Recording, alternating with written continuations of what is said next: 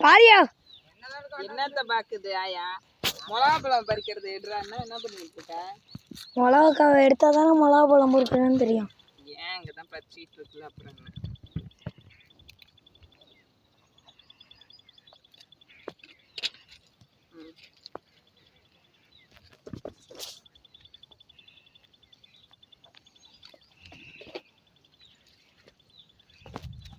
Cut பண்ணிட்டியா? ஏன் தம்பி இவ்வளோ நேரம் எடுக்கிற?